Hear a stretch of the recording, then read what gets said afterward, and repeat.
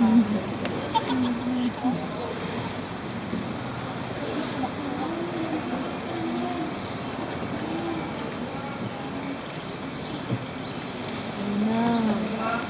malalim yung baho. Ang tubig.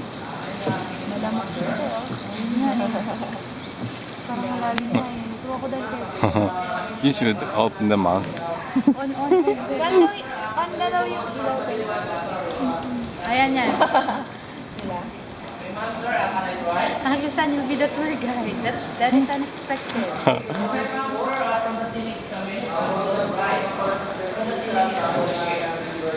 Ito marinig po yan. Kasalukuyan po ngayong 7 water. Ang pangalan ko po, Elvin. Po yung makakasama sa loob ng 45 days. Kung may tanong po kayo o okay, huwag po mahirap magtanong, dito lang po ako sa likod nyo, isasalita at isasawan. Pag hindi na po ako nagsalita, ibig sabihin na nalaglag na po. And reminders naman po sa inyo, sir, ma'am. When you look up, don't open your mouth, okay? Kasi po, there's a token of liquid drinking water here inside the cave. First one, holy water. And second one, holy shit. Pag malamig, tubig. Pag mainit, kagirit. Hindi ng bat. Lahat po ba kayo ay first time na papasok ng underground river? Ako first time. First time po kayong makasama. Ang haba ng cave ay 8.3 kilometers.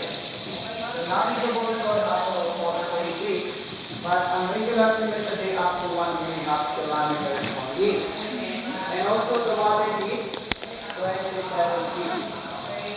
9 meters. Ang dami paniki. Yung nililipad naman na maingay, yan po ay swallow bird. Dalhin sa sayaw. We made that bird's nest.